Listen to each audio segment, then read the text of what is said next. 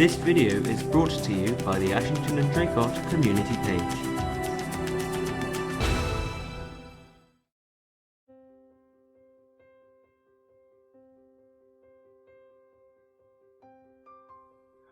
The Warren Plantation in Draycott, once a pristine and thriving wood, now faces destruction. In this video, we look at the reasons for its destruction, the consequences its destruction brings, and the future of the wood and other neighbouring woods.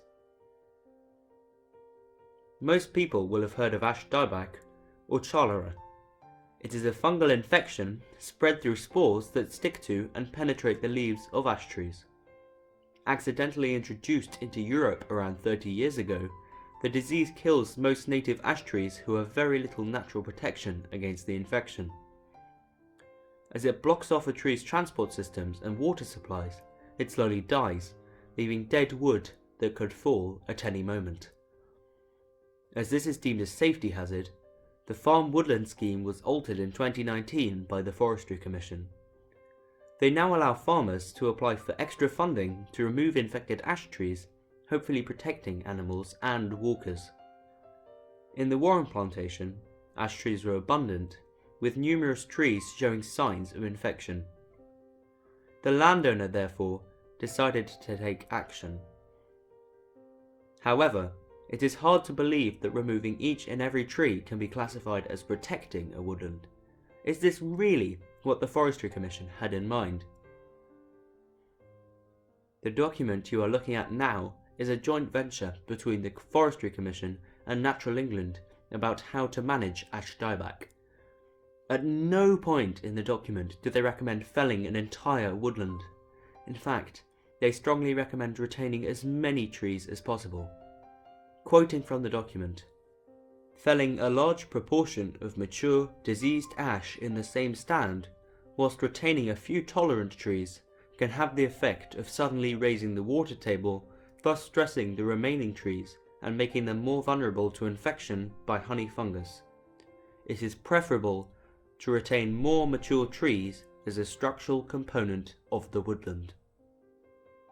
So, is the real reason the woodland is being felled to do with ash dieback? Whilst this may be most of the reason, it seems there is more to it. Having recently walked around the border of the plantation, it was hard to miss the bright white Euroforest signage telling walkers to keep out. Euroforest are, as their website states, the UK's largest provider of timber harvesting and marketing services. They strive to provide good value for their customers. They sell any timber produced, with offcuts being used for biomass.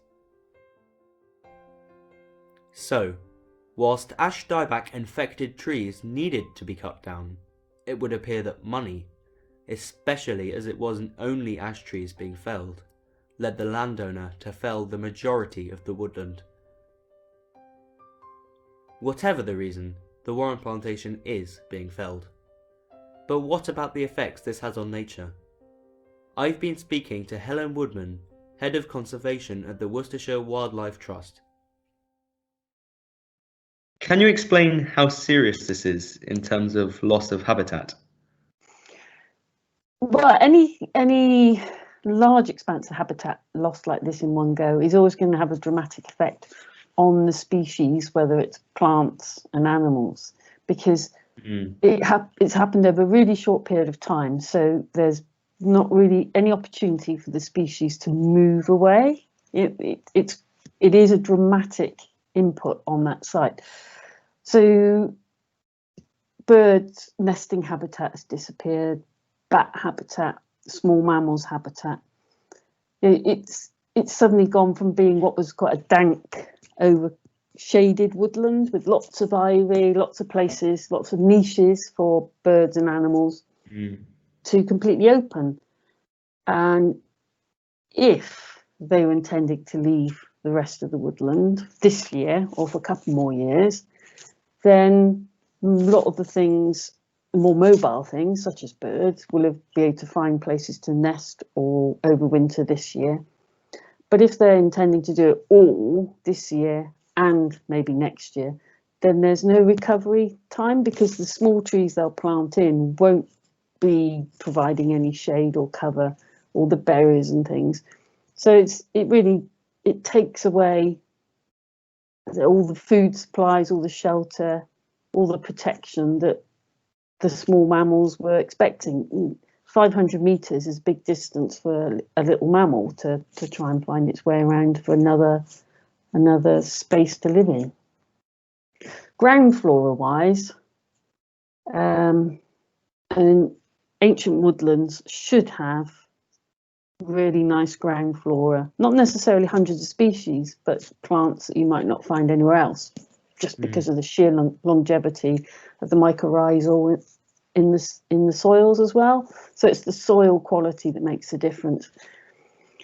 So again, those are species that can't move anywhere. So maybe they've churned around. Maybe that, if there were bluebells in there, or yellow archangel, or herb Paris and things like that, they're not able to move anywhere. If they've not been too compressed, they should recover. It doesn't look like the ground's been too chewed up. They haven't been driving huge ruts backwards and forwards. They've obviously done it when the ground's quite dry. So you could actually see a really good show of ground flora in the spring next year, which might be a surprise. You might get more things coming up because it's not so shaded, and because a bit of ground disturbance is often a good thing. However, it could be that all that happens is, depending on nutrient levels, you get massive growth of bramble, which will suppress virtually everything. The other problem that could happen is, even though they're going to plant in trees, what's important to any woodland is a shrub layer. So you've got the ground flora, you've got a mid layer, the shrubs that never really grow more than about 4 or 5 meters, maybe 3 or 4 meters high. And then you've got the overstory, which are the trees as they go up. But if you've got deer browsing in there, that shrub layer never gets away. And so you've just got ground flora, and even that can be browsed off heavily by deer because there's nothing to put them off anymore. So you actually get a really impoverished woodland that is purely trees. And a woodland isn't just about trees. It's about the trees, shrub layers, ground flora, and then everything else that lives in amongst it, moths and things like that. It would seem that a felling event of this kind is not necessarily all bad news. The natural world is very complex, but with humans encroaching more and more on what is left, it is vital that we try and understand the processes and promote what is best for the environment. With all this in mind, I contacted the Forestry Commission directly. I assumed they would be extremely unhappy with what they saw, but it seems that ash dieback is a more serious problem than many imagine. In their response, they stated that the license was legal and that in certain circumstances more than 10% of the woodland can be felled due to the disease. But what about the future of the wood? As tragic as the mass felling seems, there is good news. The license to fell the Warren plantation was only granted on the condition that the woodland was replanted with a mix of oak, sweet chestnut, common alder, silver birch, hornbeam and rowan. However, the landowner has a full 5 years to do this. If the woodland was only replanted after 5 years, the whole undergrowth of the woodland would deteriorate. And then I saw this. The Ashington wood, an ancient wood mentioned in the Domesday Book, is also due to be felled. As it is deemed ancient, surely it will be protected. I got in touch with Natural England. But no additional protection is offered to ancient woodland. There are many unknowns in this upsetting situation. In one final attempt to get a gist of what is to come, I contacted the landowner. I am yet to receive a reply. Overall, the felling of the Warren plantation is having a negative effect on the environment and the woodland surroundings. However, if it is replanted carefully and taken care of, the plantation will recover and return, at least mostly, to its former glory. But as ash dieback continues to spread, more woodlands will be felled. When considering the tragic scenes we have seen here today, are we really doing the right thing?